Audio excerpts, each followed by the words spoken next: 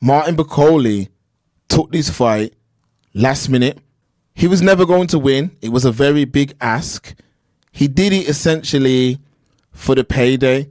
Yesterday, there were some rumors of the payday, a few rumors of the payday, but the payday's now been confirmed. So Martin Bakole made 3.7 million for that fight yesterday.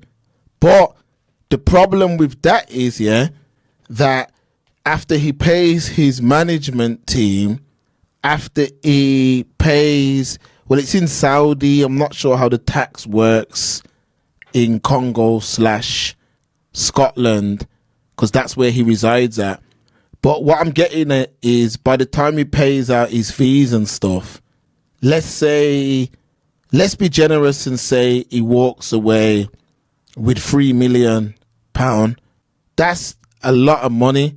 But I feel like it's not a lot of money for the landscape of boxing today. Martin Bakole was classed as the boogeyman. Think about it, people. This was the boogeyman. Not says that he stopped Usyk, says that he stopped Daniel Dubois. This is the boogeyman. So for me, I'm like, you've gave up that boogeyman status, for this money, which I get it. It's money, and people want money. That's what most people's purpose of life is. So you've done that to make money, but then in my head I'm like, I believe he was failed, because there was no way he was going to win this fight. And people, it's almost like we're living in a false reality where all of the British media hype this up, knowing, I get it if you're a casual, I understand, but people, boxing is no joke, and to jump in that ring, you need to be 100%. You need to be fit. And what I'm getting at is that when you're not fit, you don't stand no chance. Because I'm going to say it right now, a fit Martin Bakole, I still believe, knocks out Joseph Parker. Now, Daniel Dubois, I believe, would have knocked him out if he went in there, but he didn't. And Martin Bakole jumped in there last minute, and I feel like he was used by his manager/trainer for a payday. And I feel like the position that he was sitting in, it's going to be difficult to get it back. Very difficult. And this man, there's a video online. I wanted to do all of that reaction and all that. I just want to talk though. But there's a video where he goes home to Congo after he beat Gerard Anderson.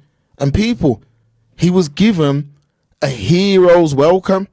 A hero's welcome, folks. The streets were rammed with people. And I'm just thinking, if this man waits maybe another 6 to 12 months, that 3 million might have been baby money to him, because this is a man who many believed could be a champ. But he went in there and,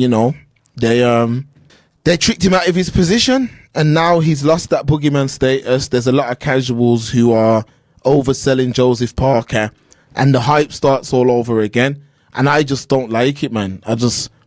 Honestly, I don't like it, because I feel like Bakole was what's the word?